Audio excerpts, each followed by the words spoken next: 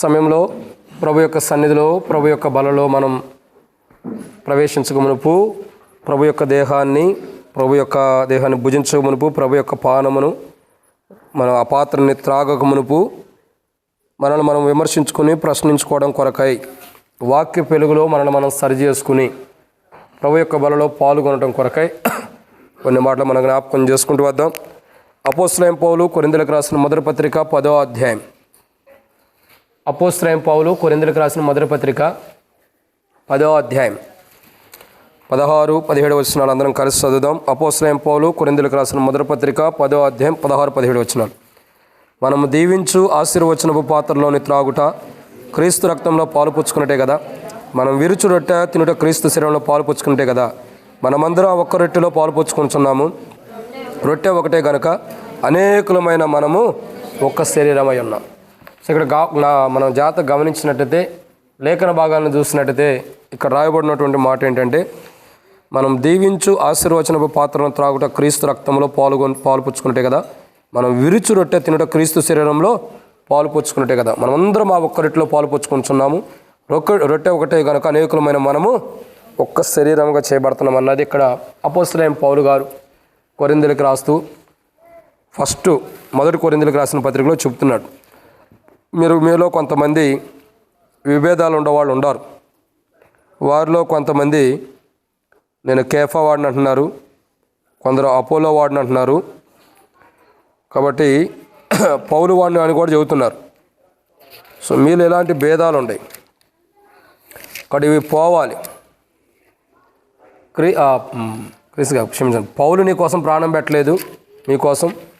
కేఫా మీకోసం ప్రాణం పెట్టలేదు, ఇంకా అపోలో అనేవారు మీకోసం ప్రాణం పెట్టలా. మరి ఎవరు పెట్టారు?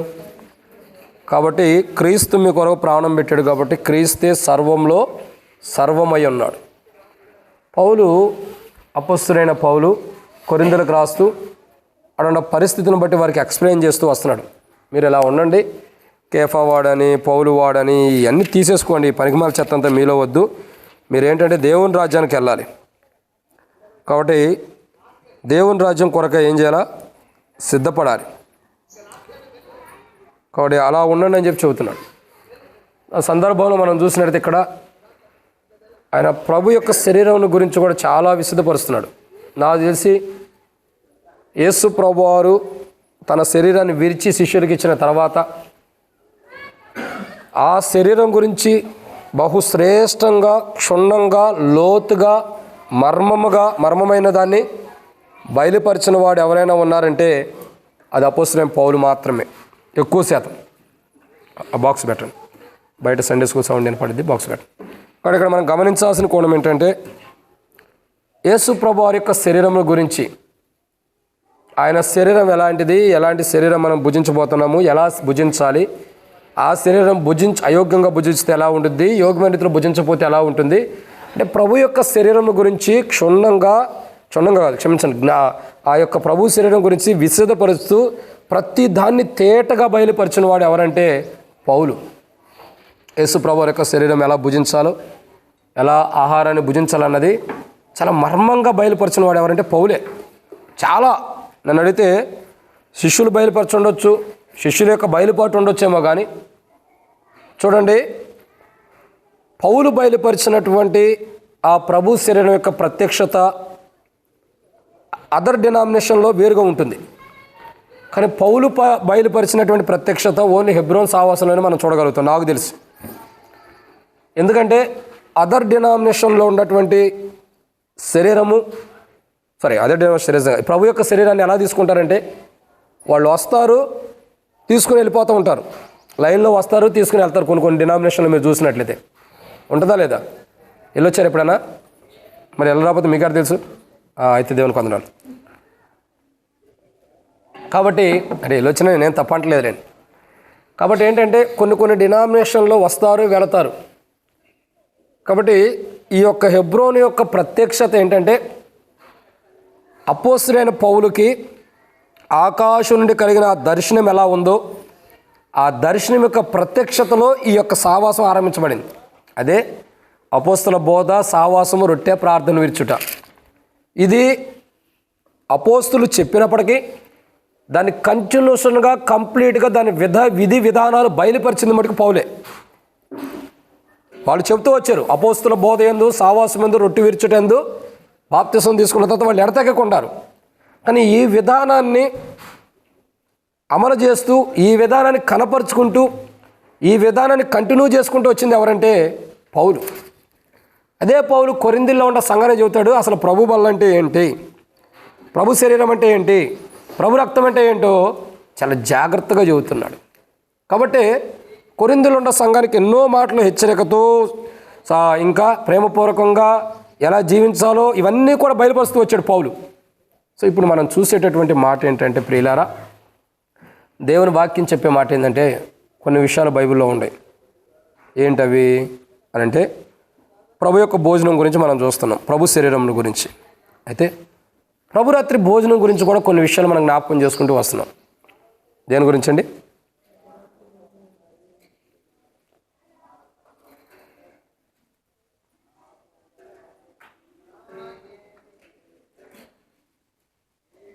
నేను ఆపేస్తే ఏంటంటే కొంతసేపు ఆయన ఇంకా చూస్తారని నేను కూడా ఆపేసి, ఇంకా వాక్యం చదువుతుంటే ఆయన అన్న ఇంకా చూస్తున్నారు కదా. నేను చెప్పటం దానికి ఆయన పెట్టేసిన తర్వాత చెప్పుకుంటే అది బాగుంటుంది.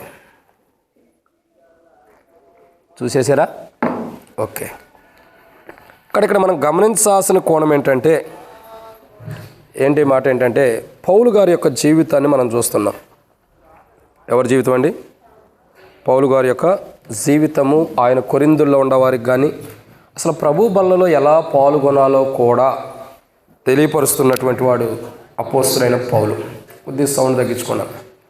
ఇక్కడ దేవుని వాక్యాన్ని మనం జాగ్రత్తగా గమనించినట్టయితే ప్రియులారా, బైబిల్లో మనం చెప్పబడిన మాట పౌలు అంటాడు, దీవించి ఆశీర్వచనపు పాత్రలో పాల్గొనుట క్రీస్తు శరీరంలో పాలు పుచ్చుకుంటే కదా, ఆయన రక్తంలో పాల్గొంటా, క్రీస్తు రక్తంలో పాలు పుచ్చుకుంటే కదా పాత్రలో పాల్గొంటా.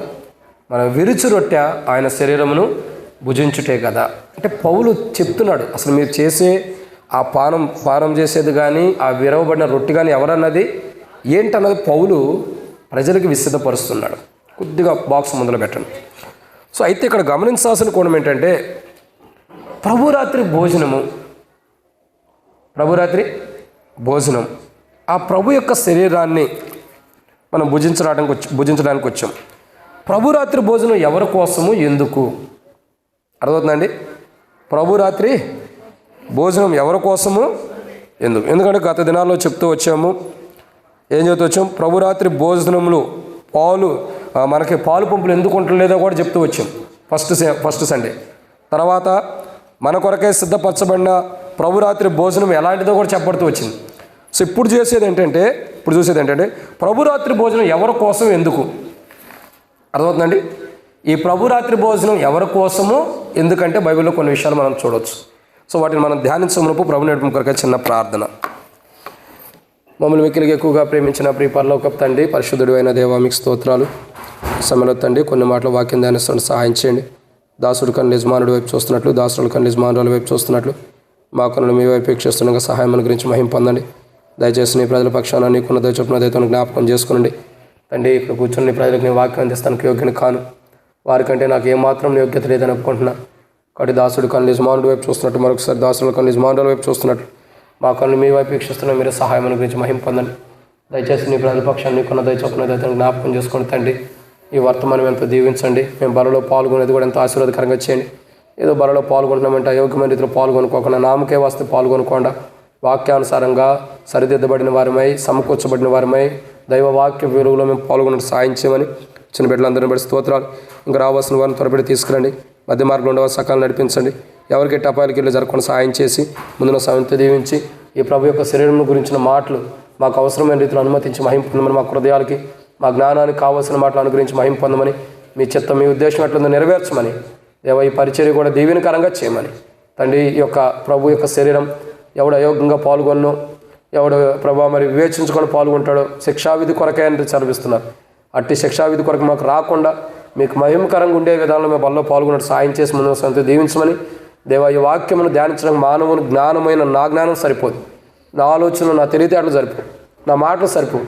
కాబట్టి నా మాటలన్నీ మీరు ఆపేయండి. మీరేం మాట్లాడదలుచుకున్నా నీ మాట్లాడే ప్రతి మాట మీ స్వరము ద్వారా, మీ చిత్తం ద్వారానే బయటకు వచ్చినట్టు సాయించండి. అవి నేను మాట్లాడి రెండు తీర్పులకు రాకుండా నీ మాటలు నువ్వే మాట్లాడాలనుకున్నా అవి మాత్రమే నా గొంతులో మా నోట్లో నుండి మీరు అనుమతించి మహిమ పొందమని, వాక్య పిలుగులో మేము జీవించేవారుగా వాళ్ళ దగ్గర కూడా సరి చేసుకుని యథార్థమైన రీతిలో వాళ్ళలో పాల్గొనేవారు సిద్ధపరచమని యేసు ప్రభు నామములో ప్రార్థన చేస్తున్నాను తండ్రి, ఆమేన్. కాబట్టి దేవుని యొక్క వాక్యాన్ని చూసినట్టయితే ప్రియులారా, బైబిల్లో మనం చూస్తున్నాం, దేవుని వాక్యాన్ని చూసినట్టయితే ప్రభు యొక్క భోజనము, కాబట్టి ఇది చాలా విలువైనది. ప్రభు రాత్రి భోజనము ఎవరి కోసము, ఎందుకు అంటే బైబిల్లో కొన్ని విషయాలు చూడవచ్చు. అసలు ఎవరి కోసం ఆ భోజనము, ఎందుకోసం అంటే కొన్ని విషయాలు మనం చూడవచ్చు. సో దాంట్లో మొదటి కోణాన్ని మనం చూద్దాం. అపోస్తలుడైన పౌలు కొరింథీయులకు రాసిన మొదటి పత్రిక, అపోస్తలుడైన పౌలు కొరింథీయులకు రాసిన మొదటి పత్రిక 11వ అధ్యాయం 24వ వచనం. అపోస్తలుడైన పౌలు కొరింథీయులకు రాసిన మొదటి పత్రిక 11వ అధ్యాయం 24వ వచనం.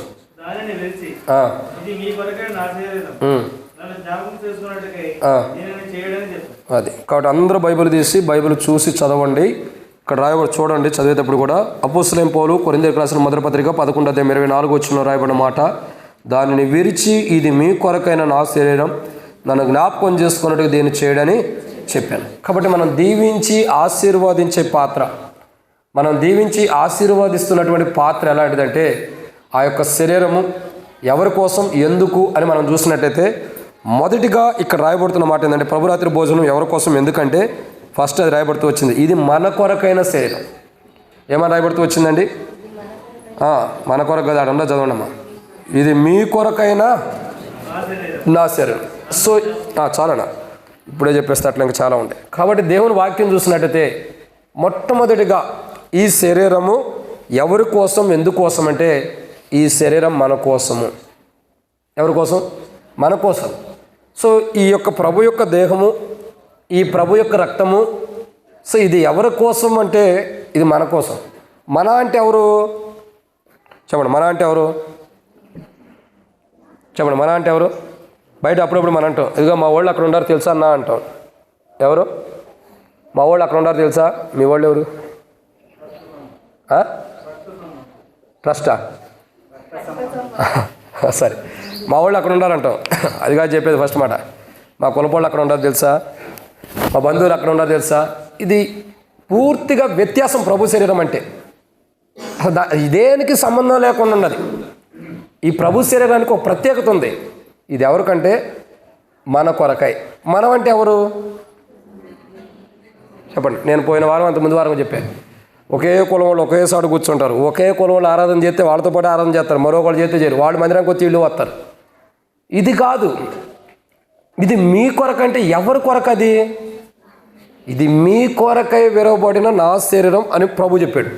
ఇది మీ కొరకైనది. ఈ శరీరం, ఈ ప్రభురాత్రి భోజనం ఎవరి కోసం అంటే మన కొరకు. సో మనమంటే ఎవరు? మందిరానికి వచ్చిన వాళ్ళందరూ మనవాళ్ళు కాదన్నా. మనవాళ్ళు అంటే నాకు సపోర్ట్ చేసేవాళ్ళు, నీకు సపోర్ట్ చేసేవాళ్ళు అని కాదు. దేవుని బిడ్డలు కాదు. అంటే రక్షణ, మార్మోస్, బాప్తిసం లేకపోతే వాళ్ళు దేవుని బిడ్డలు కాదు.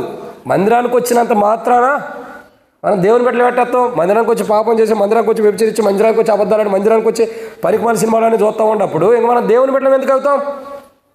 ఇది వాళ్ళకి కాదు. ఇది ఎవరికి అని అంటే చూడండి, చెప్తా. అపోస్తలుడైన పౌలు కొరింథీయులకు రాసిన మొదటి పత్రిక 1వ అధ్యాయం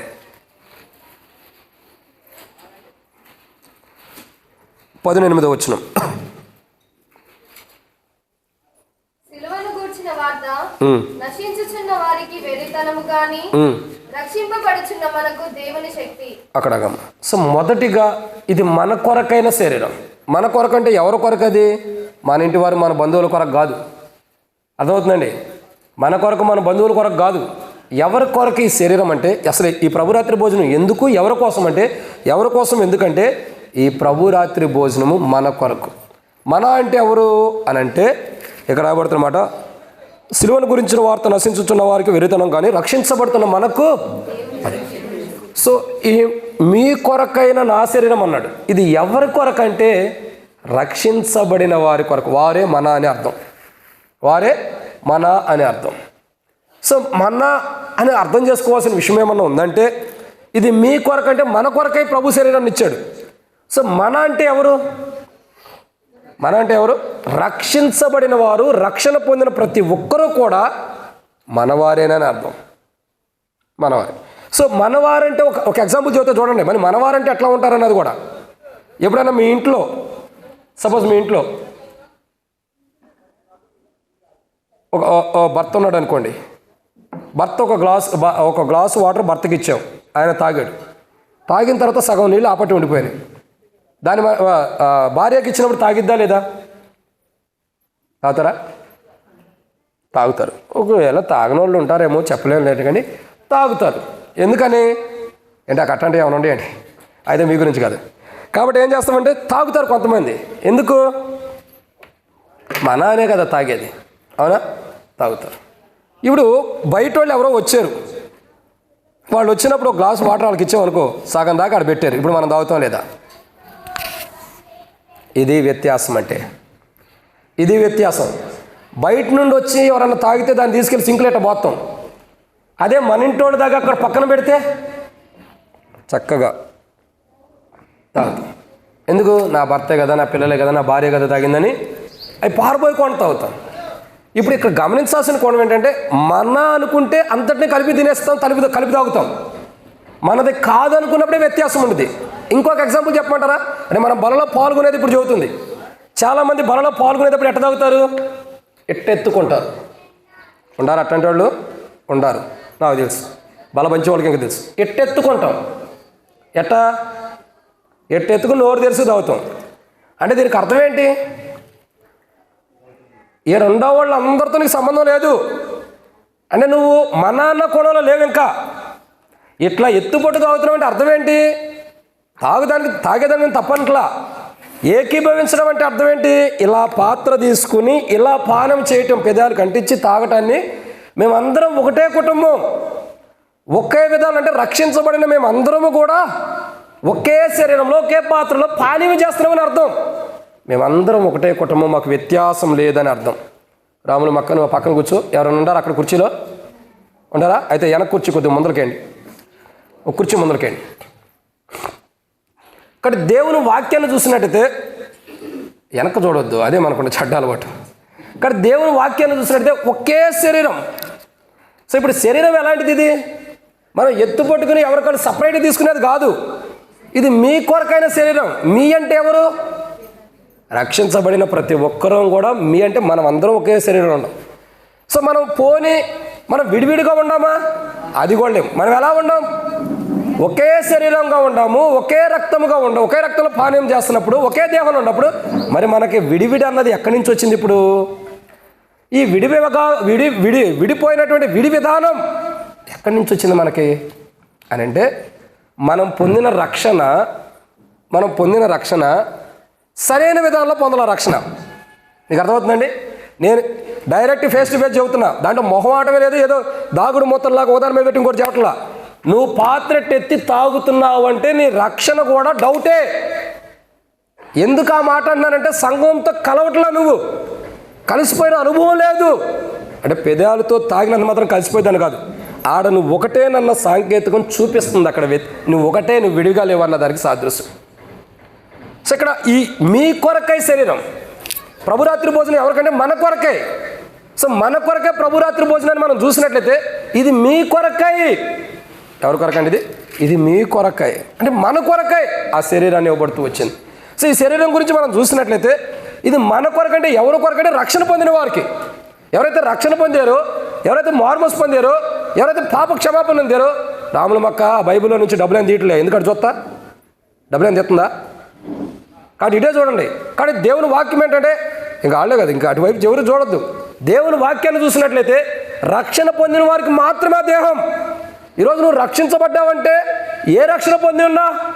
ఏ రక్షణ అంటే పాపం నుండి రక్షించబడాలా, లోకం నుంచి రక్షించబడాలా, శరీర క్రియల నుంచి రక్షించబడాలా, లోకాశల నుంచి, లోక మాలిన్యం నుంచి నువ్వు రక్షించబడినప్పుడు అప్పుడు ఇది మీ కొరకై నా శరీరం అన్న మాట నీ పక్షాన్ని నెరవేర్చబడింది.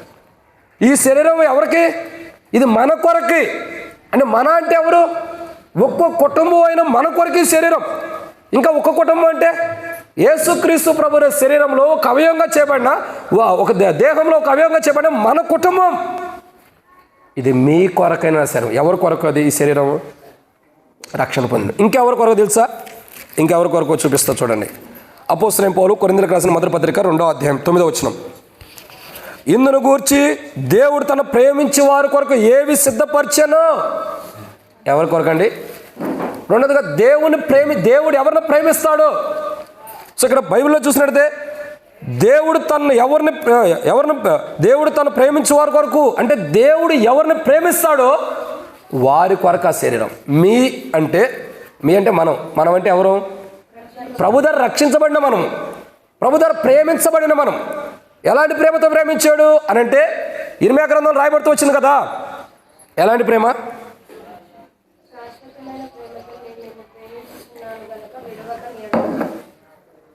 ఎక్కడ రాయబడుతూ వచ్చింది? ఇర్మియా గ్రంథం 31:3 శాశ్వతమైన ప్రేమతో నేను నిన్ను ప్రేమిస్తున్నాను కనుక విడవక నీ ఎడల కృపచు. అది అంటే మీ కొరకు అన్నాడు కాబట్టి ఆ మీ అంటే ఎవరంటే రక్షణ పొందిన వారు, ప్రభు రక్తం ద్వారా కడగబడి రక్షణ పొందిన వారు, ప్రభు ద్వారా ప్రేమించబడిన వారు దేవుని ద్వారా. అదే రాయబడుతూ వచ్చింది కదా యోహాను సువార్త 3:16 దేవుడు లోకమును ఎంతో కాబట్టి ఎంతో everlasting love, eternal love, ఎప్పటికుండే నిత్యత్వపు ప్రేమతో దేవుడు ప్రేమించాడు. అంటే ఎవరైతే దేవుని ద్వారా ప్రేమించబడ్డారో, ఎవరైతే ప్రభు రక్తం ద్వారా కడగబడి రక్షించబడ్డారో వాళ్ళ కొరకు ఇది. ఇప్పుడు మనకు అర్థం కావాల్సింది ఏంటి? సడన్గా రక్షణ మార్మోస్ బాప్తిసం పొందిన వాళ్ళు అందరూ చెప్పే మాట ఏంటి తెలుసా? నేను రక్షించబడ్డా, నన్ను దేవుడు ప్రేమిస్తున్నాడు. ఏమంటారండి? నేను రక్షించబడ్డా, దేవుడు నన్ను ఎంతో ప్రేమిస్తున్నాడు. కరెక్టే, ప్రేమిస్తాం లేదని నేను అన్ను. కానీ వాక్య వెలుగులో చూసుకుంటే అసలు దేవుడు నేను ప్రేమిస్తున్నాడు లేదని నీకు అర్థమైంది. అర్థమవుతుందండి? సో దేవుడు ఎవరిని ప్రేమిస్తున్నాడు అని అంటే బైబిల్ రాయబడుతూ వచ్చింది. మనం అర్థం చేసుకుంటే మత్తయి సువార్త 11:28 రాయబడుతూ వచ్చింది. ప్రయాసపడి భారం మోస్తున్న సమస్యలో నా యొద్దకు నేను మీకు. ఈ లోకంలో ఎవరైతే ప్రయాసంతో కూడి ఉన్నారో వారిని దేవుడు ప్రేమిస్తున్నాడు. సో వారికి విశ్రాంతిని ఇస్తున్నాడు. తన యొక్క శరీరంలో పాలు పుచ్చుకోవడం ద్వారా వారికి సంపూర్ణమైన విశ్రాంతి ఒక రోజు ఇవ్వబోతున్నాడు. మీ అంటే ఎవరు? ప్రభు ద్వారా రక్షించబడిన వారు. మీ అంటే ఎవరు? ప్రభు ద్వారా ప్రేమించబడిన వారు. ఇంకా మీ అంటే ఎవరు? చెప్పండి, ఎవరు చెప్పండి. బైబిల్లో ఉంది. బైబిల్లో తనను తాను తగ్గించుకున్నటువంటి వాడు. సో తను తగ్గించుకున్నవారు హెచ్చించబడు, తను హెచ్చించుకున్నవాడు. సో ఇది ఎవరి కొరకు అంటే తగ్గించుకున్న వారి కొరకు. మీ అంటే ఇది మీ కొరకైన నా శరీరం. మీ అంటే ఎవరికి? రక్షణ పొందిన వారికి. మీ అంటే ఎవరికి? దేవుని ద్వారా ప్రేమించబడిన వారికి. మీ అంటే ఎవరంటే తను తగ్గించుకున్న వారి కొరకు. దేవుని నిమిత్తమై సమస్తాన్ని తగ్గించుకుని, దేవుని కొరకై సమస్తాన్ని తగ్గించుకోవడానికి, దేవుని కొరకై సమస్తాన్ని కూడా తగ్గించుకుని, ఎంత ఘనతుండా దేవుని కొరకై సమస్తాన్ని తగ్గించుకోవడానికి ఇష్టపడిన వారు వారి కొరకు. అది నేను ఒక ఎగ్జాంపుల్ చెబుతా. ఇది మీరు చేయాలని నేను అంటలేదు, ఇష్టం ఉంటే చేసుకోండి, లేతలేదు. కానీ చేయాలని అయితే నేను చెప్పట్లా. ఒక ఎగ్జాంపుల్ చెబుతున్నా. అదేంటి బ్రదర్ చేయకూడదని ఎందుకు చెబుతున్నామంటారా? చేయాలి లేదనే డిసిషన్ మీది. ఈ మధ్యకాల సమయంలో యూట్యూబ్లో జాన్ విక్టర్ అన్న ఒక సాక్ష్యం చెబుతూ వచ్చాడు. ఇప్పుడు జాన్ విక్టర్ అన్న ఒక సాక్ష్యం చెబుతూ వచ్చాడు. ఏంటి ఆ సాక్ష్యం అంటే, ఆయన జాబు గెస్టెడ్ ఆఫీసర్, ఆయన గ్రీన్ సైన్. సో అప్పుడు ఏపీ తెలంగాణ కలిసి ఉన్నప్పుడు ఏపీఎస్ అది పీడిఎఫ్ ఏదో ఒకటి ఉంది, కరెంటు సంబంధించిన దాంట్లో. ఇంకోటి ఏదో ఉంది, మన ఈనాడు పేపర్ దగ్గర ఉంది హైదరాబాద్లో. ఏందన్నది అయినా అది మెయిన్ హెడ్ క్వార్టర్ ఆడని అనుకుంటా. దాంట్లో జాబ్ చేస్తూ వస్తున్నాడు. ఆయనకు మంచి జాబ్ వచ్చింది, గ్రీన్ సైన్. ఆయన హెబ్రోన్కి వచ్చిన తర్వాత వాళ్ళ ఊరు అతను అక్కడ హెబ్రోన్ బుక్లో సేవ చేస్తున్నాడు, పనిచేస్తూ వస్తున్నాడు, పరిచయం చేస్తున్నాడు. సరే ఈ నెల కనబడ్డాడంట. కనబడంగానే ఇట్లా వచ్చానని అనగానే ఆ బ్రదర్ చెప్పాడంట, ఏదో చెప్పాల్సిన పని అంటే నేను వెళ్ళాను కదా, గస్టెడ్ ఆఫీసర్ అని చెప్పాను కదా, నాకు ఏదైనా మంచి పొజిషన్ ఇస్తాడని ఎదురు చూస్తున్నాడు. ఈలోపు ఆయన చెప్పింది ఏంటంటే ఏ బాత్రూమ్లు కడగమని, ఏదో మందిరంలో పని చేయమని చెప్పాడు. సరే చెప్పిన పని చేయకపోతే అదో తప్పు కదా, పెద్దల మాట వినాలని వెళ్ళారు. అక్కడికి వెళ్తే ఏం జరుగుతుంది, బాత్రూంలో కడగటానికి వెళ్ళాడంట. ఒక వ్యక్తి పాటలు పాడుకుంటూ ఏం చేస్తున్నాడు, బాత్రూమ్ కడుగుతున్నాడు. ఒక వ్యక్తి పాటలు పాడుకుంటూ బాత్రూమ్ కడుగుతుంటే ఈయన డౌట్ వచ్చింది, నేను గెస్టెడ్ ఆఫీసర్ని, నేను ఇక్కడ బాత్రూమ్ కడితే ఎవరో పాటలు పాడుతున్నారు, వాళ్ళు బాత్రూంలో ఉన్నట్టుంటారు. బాత్రూంలో పాటలు పాడుకుంటూ సింగింగ్ పాడుకునేవాడు కొంతమంది ఉంటారు బాత్రూమ్ కూర్చుంటూ కూడా. సరే బాత్రూంలో ఉన్నాడు, ఈయన అలాగ ఉంటాడేమో, సరే నేను బయటికి వెళ్ళిన తర్వాత బాత్రూమ్ కడతామని ఆగాడంట. అంటే ఎవరో చూడకూడదని. సార్ లోపల ఉండి ఆయన మొత్తం ఆయన కడుగుతున్నాడంట, ఈయన బాత్రూమ్ కూర్చుంటున్నాడు అనుకున్నారు. కడిగేసేసి బయటకు వచ్చేటప్పుడు బయటకు వస్తా ఉండగా ఈయన పక్కన నుంచి ఉంటే ఈయన చూశాడంట, ఎవరు జాన్ విక్టర్ అని చూశాడంట కడిగి వచ్చాయని. ఆయన ఎవరంటే ఈయనకంటే పెద్ద ఆఫీసర్ అంట. ఎవరికంటే? ఈయనకంటే పెద్ద ఆఫీసర్ అంట. ఇప్పుడు చూడండి, ఈయనకంటే పెద్ద ఆఫీసర్ ఏం చేస్తున్నాడు? పులిపేటం కోరుకాల, పాటలు పాడే స్థానాన్ని కోరుకాల, నాకు మందిరంలో ఆ స్థానం ఈ స్థానం కావాలని కోరుకాల. ఏం కోరుకున్నాడు? ఫస్ట్ ఒకటి పైకి లేపండి, ఇది డోర్ ఒకటి పైకి లేపండి. ఏం కోరుకున్నాడండి? ఏం కోరుకున్నాడు? వాష్రూమ్స్ నేను శుభ్రం చేయాలి దేవుని మందిరం. అంటే దేవుని మందిరంలో తగ్గించుకున్న మానవుడి కొరకైనటువంటి శరీరం అది, హెచ్చించుకున్న మానవుడి కొరకు కాదు అది. దేవుని మందిరంలో తను హెచ్చించుకునే మనుషుల కొరకు కాదు ఇది. ఇది మీ కొరకైన నా శరీరం అంటే దేవుని మందిరంలో ఎవరైతే తను తగ్గించుకున్నాడో ఆ మనుషుడు కొరకు విరవబడినటువంటి శరీరం ఇది. హెచ్చించుకున్న మనుషుడి కోసం కాదు ఇది. ఈరోజు నేను క్రైస్తవ జీవితంలో బలంలో పాల్గొంటే మనం హెచ్చించుకుంటున్నామంటే నేను గొప్పవాడిని, నేను 30 సంవత్సరాల నుంచి సీనియర్, 40 సంవత్సరాలు 50 సంవత్సరాల నుంచి నేను గొప్ప సీనియర్, ఈ నరసాపురంలో పునాది వేయబడక మునుపు నేను ఉన్నాను. నువ్వు హెచ్చించుకోవద్దు. నేను చెప్పగలుగుతాను, నేను 5 సంవత్సరాల నుంచి అవి వచ్చింది, ఈ మందిర పునాదులు నేనే వేసానని చెబుతా. నేను హెచ్చించుకుంటే ఏమైంది? రేపు పొద్దున కల్లా ఈ పునాదులు మొత్తం కూలిపోయి అడుగంటిపోయి ఉండేది. ఇది ఎప్పుడు కూడా హెచ్చించుకోవాల్సినంత అవసరం లేదు. అది చూడన్నా, వాళ్ళకి తెలియదు, గౌకులు మీద వేసుకున్నారంటే మొత్తం బయటకు వచ్చింది. కానీ ఇక్కడ గమనించాల్సిన కోణం ఏంటంటే తను ఎవరు హెచ్చించుకోకూడదు. వీడు చూడాలి అందరూ కూడా.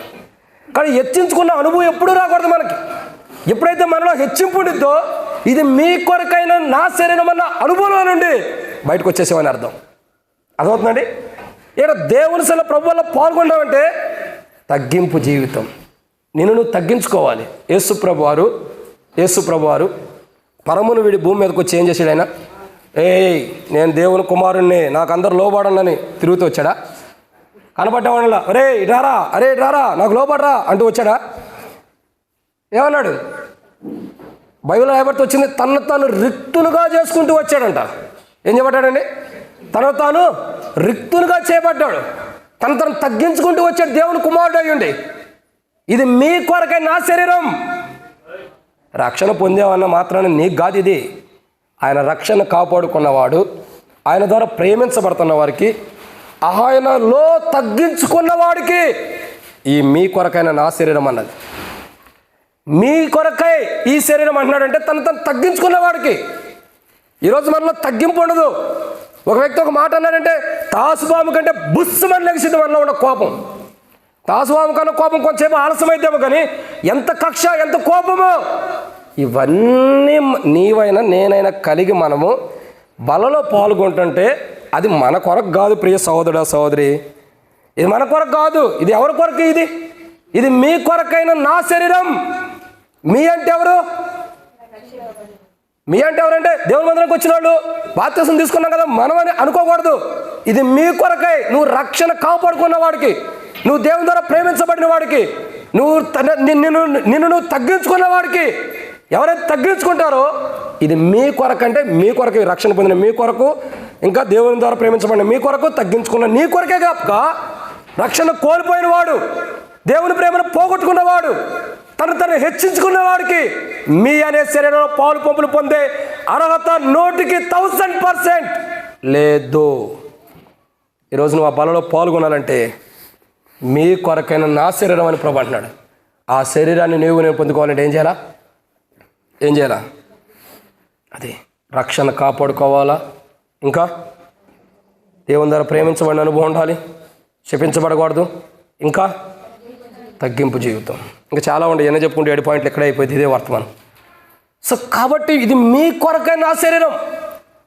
ఈ శరీరము మీ అంటే నువ్వు బాప్తిసం పొందేవు, పాపాలన్నీ చేసి వచ్చి బాప్తిసం పొంది నువ్వు బల్లో పాల్గొంటానంటే నీ కొరకు కాదు. ఇది లోకంలో జీవించాల్సిన జీవితం అంతా వచ్చేసి బలలో పాల్గొంటానంటే ఇది నీ కొరకు కాదు. అసలు దీంట్లో నీకు సంబంధమే లేదు. ఇది ఎవరి కోసం అంటే తమ సొంత రక్షణని గత ప్రభు పునరుద్ధానం నుండి ఈ ప్రభు పునరుద్ధానం వరకు వణుకుతో భయంతో తమ సొంత రక్షణ కాపాడుకున్న వారికి, ప్రతి సందర్భంలో కూడా దేవుని ద్వారా ప్రేమించబడి, అంటే దేవుని ద్వారా ప్రేమించబడుతున్నాడంటే దేవుని దృష్టిలో ఘనమైన జీవితాన్ని జీవిస్తున్న వాడికి, తను తగ్గించుకున్న వాడికి ఇది ఈ యొక్క ప్రభు శరీరం. అందరికీ కాదు. మనం కావాల్సిన జీవితం అంతా జీవిస్తూ వస్తాం లోకంలో. మళ్ళీ బల దగ్గరికి వచ్చి, ప్రభువా ఈరోజు నేను బలలో పాల్గొంటున్నాను, నా తప్పులుంటే క్షమించు ప్రభువా. నీ తప్పులు ఉండయో లేదో కూడా దేవుడే చూడాలి, ఆయన పరీక్షించి అప్పుడు నేను క్షమించాలి. ఇది ఎవరు పడితే వాళ్ళు పాల్గొనే శరీరం కాదు ఇది. ప్రభురాత్రి భోజనం ఎవరి కోసం, ఎందుకోసం అంటే ఎవరికి పడితే వాళ్ళకి కాదు. ఎవరికి ఇది? మీ కొరకు. మీ అంటే మనందరికి ఇచ్చాడు అనుకోవాకండి. ఎవరికి ఇది? రక్షణ భయంతో వణుకుతో కాపాడుకున్న వాడికి. ఇంకెవరికి? దేవుని ద్వారా ప్రేమించబడిన వారికి. ఇంకెవరికి? తను తగ్గించుకున్న వాడికి ఈ సంపూర్ణమైన బలలో, మీ కొరకైన బలలో పాల్గొనడానికి యోగ్యుడు. ఇది ఎవరి కొరకండి? ఇప్పుడు చెప్పండి. ఈ ప్రభురాత్రి భోజనం ఎవరి కోసం? ఎందుకంటే ఇది ప్రభురాత్రి భోజనం ఎవరి కోసం? మన కోసం. ఎందుకు? మనం పొందిన రక్షణని, ఆ మారుమనసు, ఆ యొక్క విధానాలను బట్టి దేవుళ్ళ ఆత్మీయంగా ఎదిగి ప్రభు యొక్క సన్నిధిలో మనం జీవించడం కొరకైనటువంటి ప్రభు శరీరం ఇది. ఇట్టి శరీరం పాల్గొంటున్నామంటే ఇది మీ కొరకైన శరీరం. ఈ శరీరాన్ని మనం పాల్గొంటున్నామంటే మీ అన్నప్పుడు మనం ఎలా ఉండాలో కూడా చూస్తున్నాం. రక్షణ కాపాడుకోవాలా, తర్వాత దేవుని ద్వారా ప్రేమించబడాలి, ఇంకా తగ్గించుకోవాలి. ఇది లేనప్పుడు ఇది మీ కొరకు కాదు, ఇది ఉన్నవారి కొరకే. ఈ 300 అనుభవం కలిగిన వారి కొరకే. ఇది మొదటి మాట. 3 అయిపోయినాయి అనుకోకండి, మొదటి మాటే. రెండో విషయం చూద్దారండి. రెండో మాట చూసినట్టు అపోస్తలుడైన పౌలు కొరింథీయులకు రాసిన మొదటి పత్రిక 11:25 అపోస్తలుడైన పౌలు కొరింథీయులకు రాసిన మొదటి పత్రిక 11:25.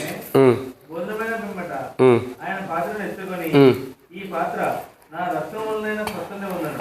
మీరు దీనిలో తాగినప్పుడల్లా నన్ను జ్ఞాపకం చేసుకున్నట్టుకై దీనిని చేయడని చెప్పారు. చాలన్నా. కాబట్టి ఇక్కడ మనం చూస్తున్నాం. మరొక మాట చూసినట్టే ఏమని రాయబడుతూ వచ్చిందని ప్రభు అంటున్నాడు కదా, క్రొత్త నిబంధన దేవుని వాక్యం అంటాను. పౌలు అంటాడు యేసు ప్రభు చెప్పిన మాటల్లో ఏమంటున్నాడు? ఆ ప్రకారమే భోజనమైన పిమ్మట ఆయన పాత్రను ఎత్తుకుని, ఈ పాత్ర నా రక్తం వల్లేనా. సో ఈ పాత్ర అయినా, ఈ శరీరమైన ప్రభురాత్రి భోజనం ఎవరి కోసం? ఎందుకంటే క్రొత్త అనుభవంలోకి వచ్చిన వారికి, మనల్ని క్రొత్త అనుభవం తీసుకురావడం కొరకే, క్రొత్త అనుభవం వచ్చిన వారి కొరకు మాత్రమే. క్రొత్త అనుభవం తీసుకురావటం అంటే ఏంటి? క్రొత్త అనుభవంలోకి రావటం అంటే ఏంటి? చూడండి, శోభక్క నిద్ర బాగలేదు ఇంటికాడ. అపోస్తలుడైన పౌలు రోమీయులకు రాసిన పత్రిక 6వ అధ్యాయం. క్రొత్త అనుభవం ఎవరికి వచ్చిందంటే అపోస్తలుడైన పౌలు రోమీయులకు రాసిన పత్రిక 6వ అధ్యాయం 4వ వచనం, 3-4 వచనం చదవండి స్పీడ్గా. క్రీస్తు యేసులోనికి బాప్తిజం పొందిన మనమందరము ఆయన మరణంలోనికి బాప్తిజం పొందినమని మీరు ఎరుగుదరా? కాబట్టి తండ్రి మహిమ వల్ల క్రీస్తు మృతుల్లో నుండి ఎలా లేపబడినో అలాగే మనమును నూతన జీవం పొందిన వారిపై నడుచుకున్నట్లు మనం బాప్తిజం వల్ల మరణంలో పాలు పొందడానికి ఆయనతో కూడా పాతిపెట్టబడింది. చాలా. ఇక్కడ ఏముందండి? నూతన జీవం అంటే క్రొత్త అనుభవం. నూతన అన్నదేంటి? క్రొత్త. క్రొత్త అంటే అర్థం ఏంటి? నూతనం అని అర్థం, అంతే కదా. సో ఇక్కడ గమనించాల్సిన కోణం ఏంటంటే వాక్యం చెప్పే మాట ఒక క్రొత్త సంబంధమైన విధానం, క్రొత్త అనుభవం. సంబంధం అంటే వేరేది కాదు, క్రొత్త అనుభవాన్ని తీసుకొస్తుంది. ఈ బలలో పాల్గొనడానికి ఈ ప్రభురాత్రి భోజనం ఎవరి కొరకు అంటే ఆ దేహం కానీ రక్తం కానీ ఎవరి కోసం అంటే ఒక క్రొత్త అనుభవంలోకి వచ్చిన వారికి, ఒక మాటలో చెప్పాలంటే బైబిల్ ప్రకారం రూపాంతరంలోకి వచ్చిన వారికి, నూతనమైన రూపాంతరం పొందిన వారికి ప్రభురాత్రి భోజనంలో పాల్గొనే ధన్యత ఉంది. రూపాంతరం, నూతన క్రొత్త అనుభవం అంటే ఏంటి? క్రొత్త అనుభవం అంటే ఏంటి? ఇప్పుడు చూడండి, పోయిన వారం విన్న వాక్య వెలుగులో జీవితాన్ని సరి చేసుకున్నాం. కానీ ఆ వాక్య వెలుగులో ఈ వారం అంతా జీవించి ఇప్పుడు ప్రభు వాళ్ళ దగ్గరికి వచ్చినప్పుడు ఇప్పుడు క్రొత్త అనుభవంలోకి వెళ్తాం. మీకు మరలా చెబుతున్నా, అర్థం చేసుకోండి.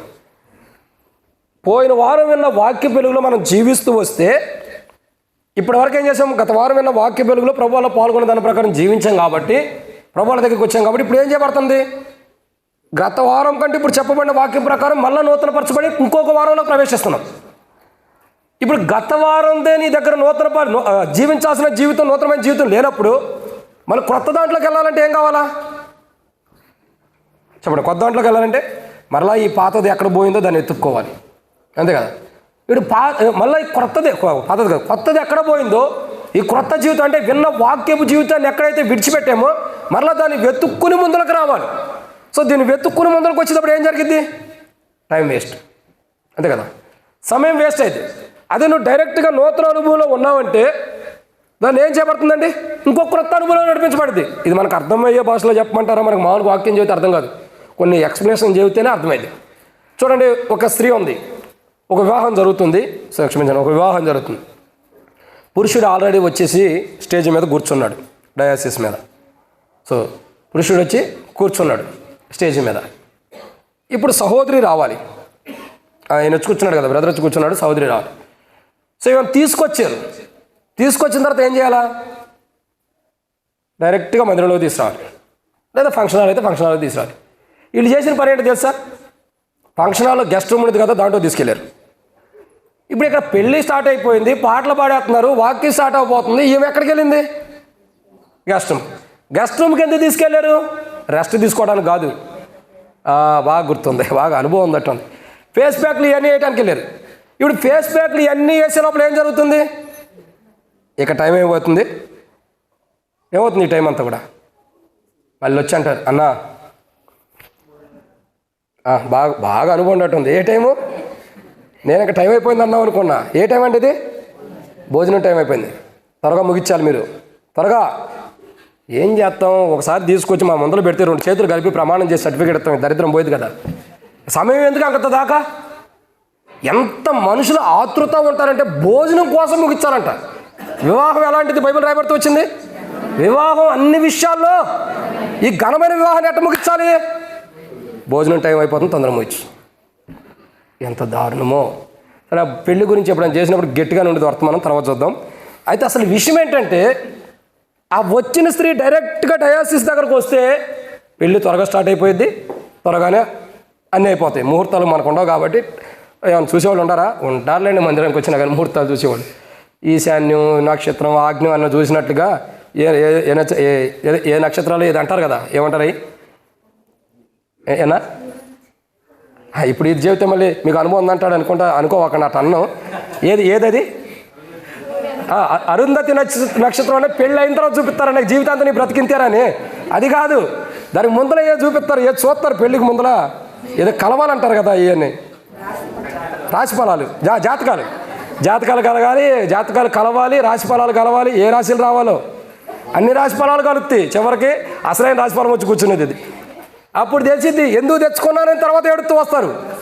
సరే, ఆ రాశిఫలాల సంగతి మనకు వద్దండి. నేను చెప్పే మాట ఏంటంటే, ఒక వివాహానికి వచ్చేటప్పుడు డైరెక్ట్గా లోపలికి వస్తే ఏం జరుగుతుందండి? వివాహం తొందరగా అయిపోద్ది. అటు కాదని గెస్ట్ రూమ్కి వెళ్ళి నువ్వు పెయింట్ వేసుకుని ఇక్కడికి వచ్చేటప్పుడు టైం ఏంటి? వేస్ట్ అయిపోవట్లా. నీకు అర్థం కావాల్సింది ఏంటంటే, నువ్వు రావాల్సిందే డైరెక్ట్గా ప్రభు దగ్గరకు వచ్చేయాలి. మధ్యలో నీ జీవితాన్ని నువ్వు ఎక్కడ స్టాపులు పెట్టుకోకుండా, పులి స్టాపులు కామాలు పెట్టుకోకుండా డైరెక్ట్గా నువ్వు ప్రభు సన్నిధికి వచ్చేయాలి. గత ఆదివారం నుంచి ఈ ఆదివారం వరకు కూడా ప్రభు దగ్గరికి ఒకే మార్గంలో, తిన్నని మార్గంలో, సరైన మార్గంలో, వాక్యపు వెలుగు మార్గంలో నడిచి రావాలి. నేను అటు ఆల్టింగ్ ఉంటాను కాసేపు, అక్కడికి వెళ్ళి విజిటింగ్ చేసి వస్తానంటే, నువ్వు అక్కడికి వెళ్ళి ఇక్కడికి వచ్చే లోపల టైం పోవట్లా. అంటే నీ జీవితం లోకంలోకి వెళ్ళి నీకు చెప్పినటువంటి వాక్యాన్ని నువ్వు విడిచిపెట్టేసుకుని మళ్ళీ పాల్గొన్నప్పుడు సరి చేసుకున్న వాక్యం విని నువ్వు మళ్ళీ లోకంలోకి తిరిగి వచ్చేసరికి నీకు టైం వేస్ట్ అవుతుంది కదా. ఇప్పుడు టైం వేస్ట్ అయితే ఏమవుతుంది? మళ్ళీ నువ్వు నూతనపరచబడాలంటే మళ్ళీ మొదటి నుంచి నేను తీసుకురావాలి సరి చేయటానికి. ఇప్పుడు చూడండి, ఒక కత్తి ఉంది. ఇంకా మీకు అర్థమయ్యే రీతిలో చెబుతా. కత్తి తీసుకోండి, ఎవరిని పడవద్దు, పట్టుకోండి. ఒక కత్తి ఉండేది. ఆ కత్తిని ముందర ఏం చేస్తారు? ఒక చాకు అయినా సరే ఫస్ట్ ఒక ఇనపరాటుని తీసుకుని దాన్ని ఏం చేస్తారు? కులంలో కాల్చి దాన్ని ఏం చేస్తారు? కత్తిలాగా నునుపు వచ్చేటట్టు ముందర తయారు చేస్తారు. తయారు చేసిన కత్తిని ఏం చేస్తారు? మళ్ళా ఏం చేస్తారు? ఎడా ఆల్రెడీ తయారు చేయటం అంటే మొత్తం అయిపోయినాయి అని అర్థం. తయారు చేసిన దాన్ని ఏం చేస్తారు? చక్కగా ఎవరికొకరికి అమ్ముతారో తీసుకొని కటింగ్ చేస్తారు. మళ్ళీ ఆ పొదును పోయిన తర్వాత ఏం చేస్తాం? చెప్పండి, ఆ పొదును పోయిన తర్వాత ఏం చేస్తాం? సరే, పొదును పోవటం కాదు, ఇంకా మనకు అర్థమయ్యే రీతిలో చెబుతా చూడండి. ఇప్పుడు చాకు కొనుక్కొచ్చాం, ఒకటి బాగుంది, చూడముచ్చటగా నచ్చింది, కొనుక్కొచ్చి రేపు మనకు వాడుకోవాలి, ఇంట్లో పెట్టుకున్నాం. పాతదాన్ని పడేయలేక మనసప్పగా కొత్తదాన్ని వాడలేక దాన్ని కొత్తదాన్ని అట్టగా పెట్టావు, పాతది వాడేసేసేస్తున్నావు, ఇది తుప్పటిపోయింది. ఇప్పుడు దీన్ని ఏం చేయాలి? మళ్ళా ఏం చేయాలి? మళ్ళా కంసాల దగ్గర తీసుకెళ్ళాలి, అతని ద్వారా సాన పెట్టించాలి, నునుపి పెట్టించి మళ్ళీ తీసుకురావాలి. అంటే తీసుకొచ్చినా కానీ ఫస్ట్ కొత్తగా మంచిగా రూపాంతరంలోకి వచ్చింది. తెచ్చిన తర్వాత దాని విధానం సరిగా లేకపోతే ఏమైంది? వాడపోతే తుప్పటిపోయింది, మళ్ళీ తీసుకొని మళ్ళీ రూపాంతరంలో తీసుకొస్తున్నావు. అదే జరుగుతుంది మన జీవితాల్లో. మనం వాక్య వెలుగులో వాడబడి వాక్యానుసారంగా జీవిస్తూ ఉంటే మనకు రూపాంతరం అట్టాగా ఉండిద్ది. చూడండి, చాకు వాడే కొందిని ఎలా ఉండిద్ది? నునుపు ఎక్కువైద్ది, దాని సాన ఎక్కువైపోద్ది, దాన్ని తెగటానికి కూడా ఎక్కువ అవకాశం ఉండిద్ది. అదే నునుపుదనం లేక అదే చెదలు పట్టిపోయే లేకపోతే చెదలుగా ఏమైతే తుప్పట్టిపోయి ఉండే చాకుని కోస్తే ఏమైతే దాన్ని కోస్తే టైం తీసుకునేది. నేనేమంటానంటే, మనలో రూపాంతరం ఉందంటే ఇది పోయి మరొక కొత్త రూపాంతరం వచ్చేసిద్ది. వాక్య పెరుగులో అలా లేకుండా, క్రొత్త అనుభవం లేకుండా, ఒక క్రొత్త అనుభవంలోకి రాకుండా ప్రతి ఆదివారం మనలో పాల్గొని ప్రతి ఆదివారం చేసే పాపాలు చేస్తూ, ప్రతి ఆదివారం చేసే తప్పులు చేస్తూ వెళ్ళిపోతుంటే ఇక నీకు క్రొత్త అనుభవం ఎక్కడొచ్చింది? నువ్వు ఎప్పటికప్పుడు తుప్పాడుతున్నావు, మళ్ళీ దేవుని మందిరం తీసుకొచ్చి తుప్పు వదిలేస్తున్నావు, మళ్ళీ వస్తున్నావు, తుప్పట్టే వస్తున్నావు. ఇక ఎప్పుడు వదిలేస్తా ఉంటే రూపాంతరంలోకి ఎప్పుడు వస్తావు? నువ్వు రూపాంతరం ఎప్పుడు వచ్చింది? ప్రతిసారి వస్తున్నావు కంసాల దగ్గరికి, కత్తిని తీసుకెళ్ళినందుకు తీసుకెళ్ళినట్టుగా దేవుని మందిరానికి నువ్వు వస్తున్నావు, నీలో తుప్పును వదిలించుకుంటున్నావు. కానీ నీకు క్రొత్త అనుభవం ఎప్పుడు వస్తుంది? రూపాంతరం కోసమే కదా మనం ఉండాల్సింది. బైబిల్ ఉంది, ఆయనకు దినదినము అనుదినం ఆయనకు నూతనమైన వాత్సల్యత కలుగుతుంది. దినదినం ఆయనకు వాత్సల్యత కలుగుతున్నప్పుడు మనం దినదినము నూతనమైన క్రొత్త అనుభవంలోకి రావాలి కదా. మరి కొత్త అనుభవం రాకుండా పోయిన వారం జీవించిన జీవితం ఇప్పుడు వాళ్ళ దగ్గరికి వచ్చి అదే సరి చేసుకుంటూ, పోయిన వారం ఎలా జీవించావో, అంతకుముందు వారం ఎలా జీవించావు, పోయిన వారం అలా జీవిస్తున్నావు, పోయిన వారం జీవించేది వచ్చే వారం కూడా అలా జీవిస్తుంటే ఇంక క్రొత్త అనుభవం ఎక్కడి నుంచి వస్తుంది? నీకు క్రొత్త అనుభవం ఎక్కడి నుంచి వస్తుంది? పాతవి కొట్టిపోయేవాడు ఇదిగో సమస్తమును అంటే సమస్తాన్ని ఏం చేయబడుతున్నాయి? నూతనమైన వస్తువు. సమస్తం నూతనమైనప్పుడు పాతవి ఏం చేయబండి? పాతవి కొట్టివేయబడి తీసివేయబండి కదా, అందుకే నూతనమైంది. సో ఇంకా పాత జీవితంతో, పాత అనుభవాలతోనే, పాత స్వభావం పోయిన వారం సరి చేసుకున్నది ఈ వారం కూడా వచ్చి మన దగ్గర సరి చేసుకుంటే ఇంకా బలలో పాల్గొన్న అర్థం ఏంటి చెప్పండి? ఇది కొత్త అనుభవం కొరకైనటువంటి ప్రభు శరీరం. ఇది కొత్త అనుభవంలోకి తీసుకురావడం కొరకైన శరీరం ఇది. సో ఈ శరీరంలో పాల్గొనే కొత్త అనుభవం మనకు ఉండాలి. గత వారం పాల్గొన్న దానికంటే ఈ వారం కొత్త అనుభవంలోకి రావాలి. నేను పోయిన వారం చెప్పిన వాక్యం ఈ వారం చెప్పినా? కావాలంటే మీరు చూసుకోండి. రాసుకున్న వాళ్ళకి తెలియదు దీని గురించి, వాళ్ళని అడగవసరం లేదు, వాళ్ళని అడగొద్దు కూడా. నేను వాళ్ళని అడగను, రాసుకున్న వాళ్ళని అడుగుతున్నా. మీ బుక్కులు తెరిచి చూడండి. గత వారం చెప్పిన పాయింట్లు ఈ వారం ఉండవు. ఎందుకుండవు? ఎప్పటికప్పుడు నూతన పరచాలనేది ఆలోచన కానీ ప్రతి ఆదివారం అదే వర్తమానం చెబితే చాలు అయ్యా, గత వారాల నుండి 4-5 వారాల నుంచి అదే వర్తమానం చదువుతున్నావు, ఇంకేం చదువుతావు అంటారు. వర్తమానం అంటే కాన్సెప్ట్ కాదు నేను అంటుంది. కాన్సెప్ట్కి సబ్జెక్ట్కి తేడా తెలియదు మనకి. కానీ కాన్సెప్ట్ కాదు, కాన్సెప్ట్ ఒకే దాని మీద మనం ధ్యానిస్తాం, దాంట్లో ఉన్న మర్మాలు తీసుకొస్తాం. నేను ఏమంటాను, ఈ వారం 7 పాయింట్లు చెప్పాను, వచ్చే వారం కూడా ఇదే 7 పాయింట్లు చెబుతాను. ఇదే 7 పాయింట్లు అంటే 7 పాయింట్లు అని కాదు. ఇప్పుడు ఏమైతే చెప్పానో ఇది మీ కొరకే అన్నది వచ్చే వారం కూడా చెప్పనుగా. ఇది క్రొత్త అనుభవం అంటే వచ్చే వారం కూడా ఇదే మాట చెబుతానా అంటే అర్థమైంది. ఇంకొక వారానికి నూతన అనుభవాన్ని తీసుకొస్తున్నప్పుడు బలలో పాల్గొనడానికి వచ్చిన మనం ఆ బలలో పాల్గొనాలంటే మనలో కూడా క్రొత్త అనుభవం ఉండాలి, నూతన అనుభవం. కొన్ని పాతవి గతించిపోవాలా, క్రొత్త అనుభవంలోకి రావాలి. ఇంకా పాతే మనలో ఉంటాయి, కక్షలు, కోపాలు, అసూయలు, ద్వేషాలు, కలహాలు. ఇంకా ఇక చెప్పు అక్క, వెళ్ళి అక్కడ ఉన్నాయని చదువు చెప్పు. కాబట్టి చాలా ఉంటూ వస్తాయి. ఇవన్నీ ఏం చేస్తున్నాము? ఓ రక్షణ పొందక మునుపు ఇవి ఉండే, ఇప్పుడు రక్షణ పొందిన తర్వాత కూడా ఇవి ఉండే. రక్షణ పొందక మునుపు అనేకలు ద్వేషించే స్వభావం ఉంది, ఇప్పుడే ఉంది. రక్షణ పొందక మునుపు కోపం, ద్వేషం ఉంది, ఇప్పుడు అయ్యే ఉండే. రక్షణ పొందక మునుపు లోకోపు జీవితం ఉంది, ఇప్పుడు అదే ఉంది. ఇంకా వ్యత్యాసం ఏంటి? ఇప్పుడు ఏది వ్యత్యాసం? రక్షణ పొందక మునుపు కుయుక్తి పనులమే, రక్షణ పొందిన తర్వాత కుయుక్తి పనులమే. ఇంకా వ్యత్యాసం ఎక్కడ కనపడుతున్నట్టు? ఇప్పుడు మనం ఏం చేయాలా? నూతన అనుభవంలోకి రావాలి. అంటే ఆ జీవితం నుండి మార్పు చెంది, ఆ జాషువా బ్రదర్ని కొద్దిగా సౌండ్ తగ్గించమని వాయిస్. కాబట్టి ఆ యొక్క అనుభవంలో నుండి చెప్పండి, కాబట్టి ఆ అనుభవంలో నుండి కొత్త అనుభవంలోకి రావాలి. పాత దాన్ని తొలగించుకుని పాత అనుభవం నుంచి బయటకు వచ్చేసి ఇప్పుడు ఏం చేయాలా? క్రొత్త అనుభవంలోకి వెళ్ళాలి. క్రొత్త అనుభవంలోకి వెళ్ళాలంటే ఏం చేయాలా? క్రొత్త అనుభవంలోకి వెళ్ళాలంటే ఏం చేయాలి? ఇప్పుడు మీరు ఎప్పుడైనా దంపుడు బియ్యం చూసారా? కొత్త బియ్యం ఎప్పుడైనా చూసారా? చేలో పండినప్పుడు కొత్త బియ్యం తీసుకొస్తారు. ఫస్ట్ టైం పండిన బియ్యంలో నుంచి కొన్ని తీసుకొచ్చి ఏం చేస్తారు వాళ్ళు? చెప్పండి, ఏం చేస్తారు? వెనకాల కుర్చీలో కూర్చున్న వాళ్ళకే తెలిసిద్ది, ఎందుకంటే మన వయసు అంతే కాబట్టి. ఈ ముందర కూర్చున్న వాళ్ళు మనకంటే యవనస్తులు కాబట్టి ఇలా తెలియదు. కుర్చీలో కూర్చున్నవారు మీరు పూర్వదినాలు వ్యవసాయం చేస్తుంటే మీకు అనుభవం ఉండేది. చెప్పండి, కొత్త బియ్యం తీసుకొచ్చిన తర్వాత ఏం చేస్తారు?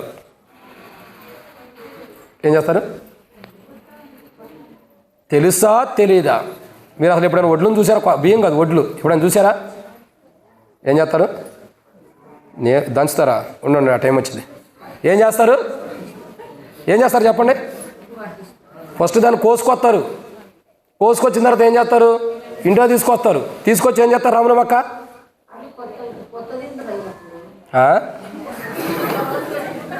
ఏంటక్క? నాకు వినపడతాను, పెద్ద చెప్పు. ఏడ పెట్టుకుంటారు? అచ్చా, అన్నం వండుకు పెట్టుకుంటారా? ఓకే. సరే, ఆ అన్నం వండక మునుపు ఆ కొత్త బియ్యం ఏం చేయబడుతుంది అన్నది నాకు అవసరం. కొత్త ఒడ్లు ఏం చేయబడుతుంది అన్నది. అన్నం వండుకుని మనం తింటాం, మంచిదే. అన్నం వండుకుంటాము, పొంగల్గా చేసుకుంటూ వస్తాము, సిరాన్నం అంటారు, ఏదో చేసుకుంటారు. సరే, నేను దాని గురించి, మనం తినేదాని గురించి, వండుకునే దాని గురించి కాదు. ఆ ఒడ్డు తీసుకురాబడిన తర్వాత ఒడ్లు ఏం చేయబడుతున్నాయి? కొత్త ఒడ్లు. అది ఏం చేయబడుతున్నాయండి? దంచుతారు. ఎంతసేపు దంచుతారు? ఇప్పుడు మీరే చెప్పాలి, బాగా అనుభవం ఉంది కాబట్టి. ఎంతసేపు దంచుతారు? దాని పొట్టు పోయేంతవరకు దంచుతూనే ఉంటారు.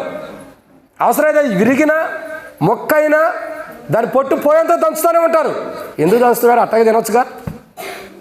ఒడ్లు అట్టగా తింటామా? తినం. ఎందుకు? ఇక్కడ ఆగిపోద్ది, ఎమ్మటే పాట వచ్చేసిద్ది. కాడ తినం, ఒడ్లు తిన్నాం, బియ్యం మాత్రమే తింటాం. కొంతమంది ఉత్త బియ్యం కూడా తినేవాళ్ళు ఉంటారు. ఆంధ్రాలో పాండం వచ్చింది అంటారు, అంటే దేహం అంతా తేలిపోయింది, అంటే పనికి రాకుండా పోయింది, రక్తం లేకుండా చచ్చిపోయింది బియ్యం తింటే.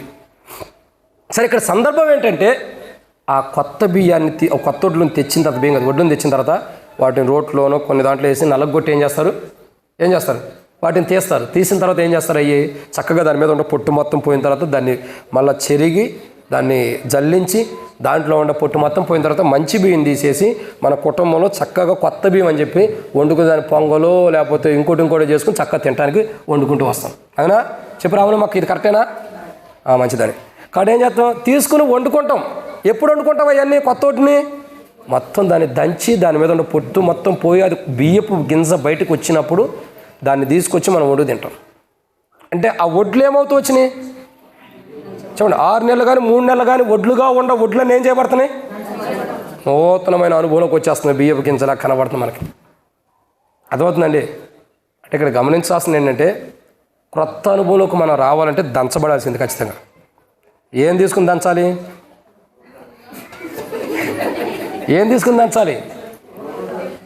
రోగాలు తెలిసి ఒక రారన్న మందిరానికి చెప్తేనే రాకపోతుంటే ఇంక రోగాలు తీసుకుంటే ఎవరన్నా వస్తారా? వాక్యం ద్వారానే దంచాలి. అప్పుడే మనం ఏమవుతాము? ఉండపొట్టు మొత్తం పోయింది. అప్పుడు కొత్త అనుభవంలోకి వస్తావు. ఇప్పుడు ఎప్పుడైతే నువ్వు వాక్యం వినవో, వాక్యానుసారంగా దంచబడవో, వాక్యానుసారంగా నలగొట్టబడవో, నీ మీద ఉండ పొట్టు పోదు. అప్పుడు ఏం చేయబడుతుంది? ఇంకా నువ్వు వడ్లులాగానే ఉంటావు. నువ్వు బియ్యముగా మారాలి. బియ్యముగా మారాలంటే అలా నువ్వు బియ్యపు అనుభవం ఉండవు, కానీ నీ మీద ఉండా ఆ పొర పోవాలి. ఏ పొర? ఒడ్లు లాంటి ఓక లాంటి పొర పోవాలి. అది పోవాలంటే ఏం చేయాలా? దంచాల్సిందే ఖచ్చితంగా. అంటే అర్థం ఏంటి? మనం దేవుని బిడ్డలమే, మనం కొత్త అనుభవంలోకి రావడానికి ఇష్టపడిన వారమే. కానీ ఆ కొత్త అనుభవం మనం పొందుకోవాలంటే మనలో ఉండ ఒడ్లు అంటే ఈ యొక్క పాత పొర అన్నది పోవాలి ఎప్పటికప్పుడు. ప్రతిసారి పాత పొర పోతున్నప్పుడు కొత్త రూపాంతరంలోకి నువ్వు వచ్చేస్తావు. అప్పుడు జీవితం చాలా శ్రేష్టకరం ఎదుగుండి. అప్పుడు బలలో పాల్గొనడానికి మనం యోగ్యం. ఇక్కడ ప్రభురాత్రి భోజనం ఎవరి కొరకు అంటే, ఎందుకంటే మనం పాల్గొనడానికి ఎవరి కొరకు? క్రొత్త అనుభవంలోకి వచ్చిన వారు మాత్రమే. క్రొత్త అనుభూతిలోకి. ఇక పాత జీవితం, గత సంవత్సరం, గత వారం, గత దినాల్లో జీవించింది కాదు. ఇప్పుడు ఎట్లా రావాలా? కొత్త అనుభవం. ఇక మారిపోవాలి నువ్వు ఎప్పటికప్పుడు. చూస్తే ఏమన్నానంటే ఒక్కోసారి మనం ఏమంటాం? నిన్న మొన్న చూస్తేనేమో చిక్కిపోయిన వాళ్ళలాగా ఉండవు, ఈరోజు చూస్తేనేమో చాలా బాగుండవు. ఏంటి ఇంత కొత్త అనుభవంలోకి నువ్వు బాగా వచ్చావంటే దీనికి కారణం ఏంటి? ఏం తిన్నావు అని అడుగుతాం. అవునా? ఒక వ్యక్తిని చూసామనుకోండి, అంతకుముందు బాగుండవాడు, ఇప్పుడు బక్క చిక్కిపోయడానికి ఏమంటాం? ఏమైనా రోగం వచ్చిందా అంటాం. అదే ఒక వ్యక్తి ఇంతకుముందు బలహీనంగా ఉండి ఇప్పుడు కొద్దిగా గట్టిగా ఉండడానికి కొన్ని రోజుల తర్వాత ఏమంటావు? ఏం తింటున్నా అంటాం. అనమా? బక్క చిక్కిపోయినా ఏమో రోగం వచ్చిందంటాము. బాగుండవాడు, బాగా కొద్దిగా బక్కగా ఉండవాడు లావు అయ్యాడనుకో, ఏం తింటున్నా? ఆయన తింటాడు, తాగుతా ఉంటాడు, అది చెప్తాడు నీకు వెళ్ళు. కానీ అది కాదు మనకు కావాల్సింది. ఏం తిన్నావంటే ఎందుకు ఎలా వచ్చావు, కొత్తగా బాగా దొడ్డుగా అయ్యావు, ఎలా అయ్యావు? ఇక ఆయన చెబుతూ వస్తాడు చిట్టి మొత్తం. అవునా? ఒక యవనస్తుడు ఉంటూ వచ్చాడు, మాకు తెలిసిన ఒక యవనస్తుడు. బాగా బక్కగా ఉండేవాడు. ఈ పని మీరు ఎవరు చేయవాకండి, యవనస్తులు ప్రత్యేకంగా. కానీ ఒక యవనస్తుడు ఉంటే బాగా బక్కగా ఉంటుంటే ఒక పెద్ద ఆయన వచ్చాడు. మంచి సలహా ఇవ్వటానికి పెద్దలు మంచి సలహాలు ఇస్తారు. మంచి సలహానే ఇచ్చాడు. ఏమని తెలుసా? ఏరా ఎంతకాలం అని బక్కగా ఉంటావు అన్నాడు. నేను చేసేది ఏమన్నా, నా దేహం ఎట్టాగా ఉందన్నాడు. అరే రోజుకో బీరు తాగరా, దొడ్డుగా అయిపోతావు అన్నాడు. ఏమన్నాడు? రోజుకో బీరు తాగితే దొడ్డు. అరే అసలు ఏం చెబుతున్నా, పిల్లలకి ఏం బోధిస్తున్నా, ఏం చెబుతున్నా? దేహంలో బలహీనత ఉంది, దానికి తగినటువంటి ఆహారం పుష్టిగా తింటే ఆరోగ్యం వచ్చిందని చెప్పుకోకుండా రోజుకో బీరు తాగాలంట. రోజుకో బీరు తాగుతాడు, ఏమవుతాడు రేపు పొద్దున? ఆ తాగిన బీరుతో నేను నెత్తి బాగా కొడతాడు, దరిద్రం పోయింది. అదే కదా చేసేది, నేర్పేది అయ్యే మనం. ఏమంటానంటే పిల్లలకు కూడా నేర్పే కొన్ని విషయాలు ఉంటాయి. అత్తాగు ఇత్తాగు కాదు. ఏం చేయాలా? ఒక క్రొత్త అనుభూతి ఫస్ట్ మనం రావాలి, అనుభూతులకి క్రొత్త అనుభవంలోకి మనం రావాలి. కాబట్టి ఈరోజు దేవుని వాక్యాన్ని చూసినట్లయితే క్రొత్త అనుభూతి ఏంటండి? క్రొత్త జీవితం, క్రొత్త నిబంధన యొక్క అనుభవం. పాతవి గతించిపోవాలి, ఆ పొట్టు పోవాలి, అలవాట్లు పోవాలి, ఆ కోరికలు పోవాలి, ఆ జీవన శైలి, పాత జీవన శైలి పోవాలి.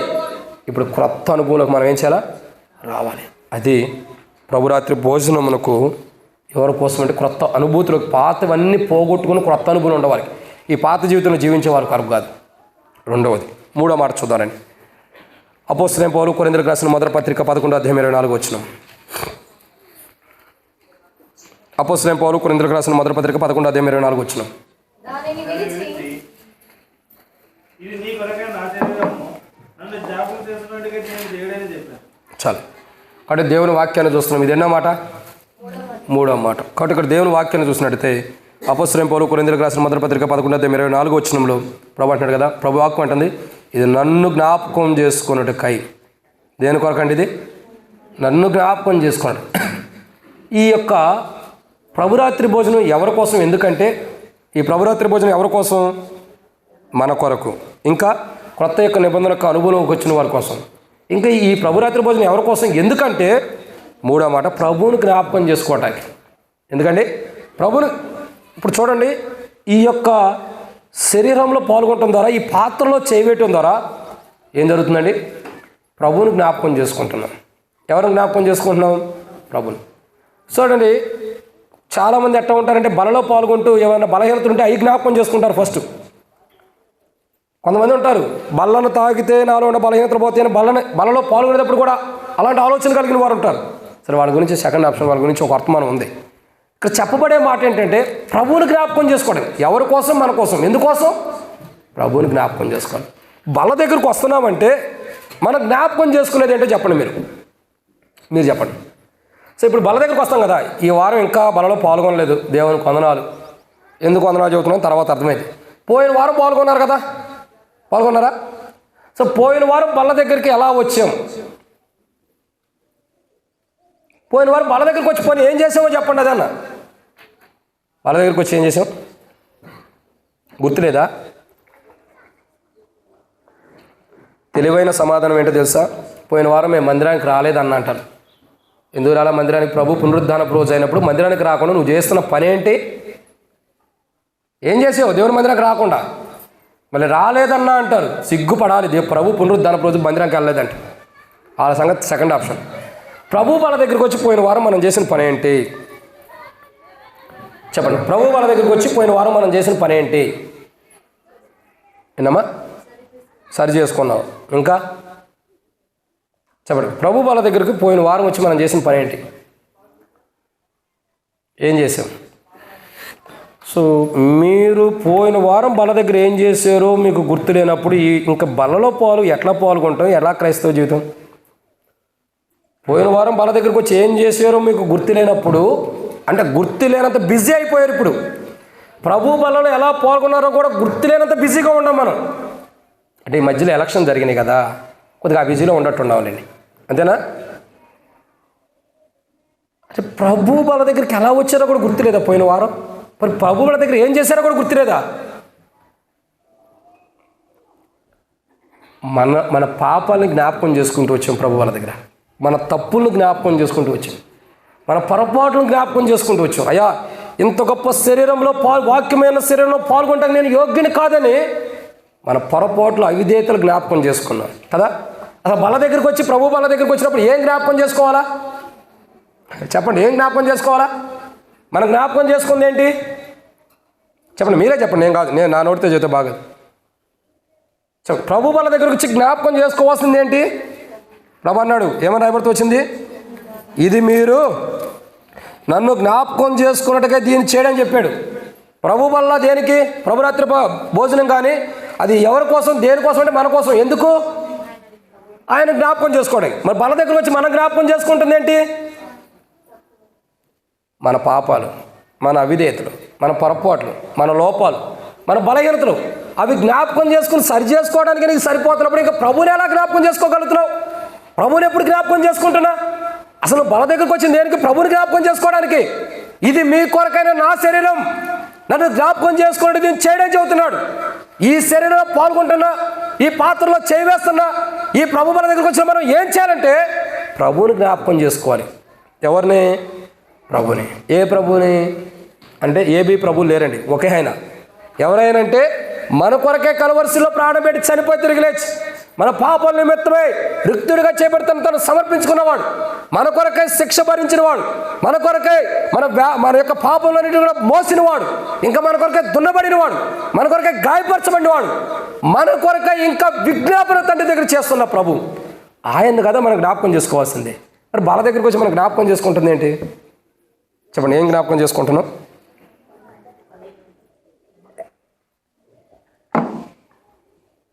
మన బలహీనతలు, మన పొరపాట్లు, మన అవిధేయతలు, మన లోపాలు ఇవి సరి చేసుకోవడానికి జ్ఞాపకం చేసుకునే వాళ్ళ దగ్గర సరి చేసుకుంటున్నావు. ఇంకా ప్రభువుని ఎప్పుడు జ్ఞాపకం చేసుకుంటా చెప్పండి? ప్రియ సోదరుడు సోదరి, ఎప్పుడు జ్ఞాపకం చేసుకుంటావు? ఫస్ట్ బల దగ్గరికి వచ్చేది దేనికి? అందుకే నేను చెబుతా ఏనండి, ఎప్పుడైనా సరే దేవుని మందిరానికి రాక మునిపే మొదటే నువ్వు సరి చేసుకుని దేవుని మందిరానికి వచ్చేయాలి. అప్పుడేం జరిగిద్ది? ప్రభు బల దగ్గర ఆల్రెడీ నువ్వు సరి చేసుకున్నావు కాబట్టి బల దగ్గరికి వచ్చినప్పుడు ఇక నువ్వు సరి చేసుకోవడానికి ఏముండవు. అప్పుడు ఏమవుతుంది? ప్రభుని జ్ఞాపకం చేసుకుంటావు. అసలు నువ్వు ఎక్కడికి వచ్చి సరి చేసుకుంటే బల్ల అయిపోయిన తర్వాత ప్రభుని ఎలా జ్ఞాపకం చేసుకుంటా? బలలో భోజనం భుజించిన తర్వాత ఇంకా భోజనం ఎలాంటిదో అని చెప్పి ఎప్పుడు జ్ఞాపకం చేసుకుంటా? తిన్న తర్వాత ఎవరైనా ఈ భోజనం ఎలా ఉందో చూడాలని అనుకుంటారా? తినకముందే చూస్తాం కదా. అంటే ఇక్కడ అర్థం ఏంటి? ప్రభు రాత్రి భోజనం దగ్గర, ప్రభు యొక్క భోజనం దగ్గరకు వచ్చామంటే మనం ఏం చేయాలా? ఫస్టే సిద్ధపడి రావాలి. ఏం చేయాలా? సిద్ధపడాలి. ఇంటికాడే మనల్ని మనం సరి చేసుకుని సిద్ధపడి ప్రభు దగ్గరకు వస్తే అప్పుడు ప్రభుని జ్ఞాపకం చేసుకుంటాం. కానీ సిద్ధపాటి దేవుని వాక్యం ద్వారా ఇక్కడే సిద్ధపడిపోతుంటే, ప్రభు వాళ్ళ దగ్గర బల్ల పాల్గొని వాక్య వెలుగులో సిద్ధపడుతుంటే ఇంకా వాక్య వెలుగులో సిద్ధపడుతుందని తప్పంటలా. ఇంకా నువ్వు ఇక్కడే సిద్ధపడటానికి టైం తీసుకుంటుంటే బల్ల దగ్గర ప్రభు దేహాన్ని ఎప్పుడు జ్ఞాపకం చేసుకుంటావు? ప్రభుని ఎప్పుడు జ్ఞాపకం చేసుకుంటావు? నీ కొరకు సిలువ వేయబడి, నీ కొరకు చనిపోయి, నీ కొరకు ప్రాణం పెట్టి కలవరిశిలో రక్తం కార్చిన ప్రభుని ఎప్పుడు జ్ఞాపకం చేసుకుంటావు? ఇక్కడ అంశం ఏంటంటే నిన్ను నువ్వు జ్ఞాపకం చేసుకోవడానికి టైం సరిపోతుంది. ప్రభుని ఎప్పుడు జ్ఞాపకం చేసుకుంటావు మరి? అంటే దీన్ని బట్టి అర్థం ఏంటి చెప్పండి? దీన్ని బట్టి అర్థం ఏంటి? బల్ల దగ్గరికి వచ్చేటప్పుడు మనల్ని మనం కాదు జ్ఞాపకం చేసుకోవాల్సింది, మన పాపాలు కాదు. అవి ఆల్రెడీ ఫస్ట్ బల్ల దగ్గర రాకముందే సరిదిద్దుకోవాలి. బల్ల దగ్గరికి వచ్చిన తర్వాత ఏం చేయాలి? ప్రభువుని జ్ఞాపకం చేసుకోవాలి. ఈ ప్రభు శరీరం ఎవరి కోసం? ఎందుకంటే మన కోసమే. ఎందుకంటే ప్రభువుని జ్ఞాపకం చేసుకోవడానికి, ప్రభువుని మాత్రమే జ్ఞాపకం చేసుకోవడానికి, ఇంకెవరిని జ్ఞాపకం చేసుకోవడం కాదు. ప్రభు యొక్క బలలో పాల్గొనేటప్పుడు ప్రభువుని మాత్రమే జ్ఞాపకం చేసుకోవాలి. ఆ భోజనాన్ని భుజించేటప్పుడు, ఆ పానమును తాగేటప్పుడు ప్రభువుని మాత్రమే జ్ఞాపకం చేసుకోవాలి. ఇంకా నీ బలహీనతలు, నీ పొరపాట్లు, నీ అవిధేయతలు, నీ లోపాలు కాదు. ఏం జ్ఞాపకం చేసుకోవాలా? ప్రభువుని మాత్రమే జ్ఞాపకం చేసుకోవాలి. అప్పుడే నువ్వు పొందిన బాప్తిసం, నువ్వు కలిగి ఉన్న రక్షణ, నీ క్రైస్తవ విశ్వాస జీవితాన్ని బట్టి నువ్వు భుజిస్తున్న భోజనానికి ఒక విలువ ఉంటుంది. ప్రభు శరీరం దగ్గర నిన్ను నువ్వు జ్ఞాపకం చేసుకుంటూ ఉంటే ఇంకా ప్రభుని జ్ఞాపకం చేసుకోలేవు. అంటే ఇక్కడ అర్థం ఏంటి? ప్రభువే నీలో కనబడతలా, నువ్వే కనబడుతున్నావు. నీలో నువ్వు కనబడతాం కాదు గొప్పతనం. ప్రకటన గ్రంథం 3:20 ఎవరు రేపటితో వచ్చింది? ఇదిగో హృదయమైన తలుపు దగ్గర ఉన్నాను, నేను ఎవరు హృదయం ఎదుగో నేను తలుపు దగ్గర తడుచున్నా, ఎవడైనా నా స్వరం తలుపు తెచ్చినాడు, నేను నాతోను. అంటే ఇప్పుడు ఎవరు ఉండాలి? మన హృదయంలో మనలో ప్రభు ఉండాలి. కానీ మనం ప్రభు మనలో ఉన్నప్పుడు ప్రభువుని ఎక్కడ నువ్వు సరి చేసుకో ప్రభుని మనం చెబుతామా? ప్రభు నీలో లోపాలు ఉంటే, బలహీనతలు ఉంటే సరి చేసుకొని మనం చెబుతామా?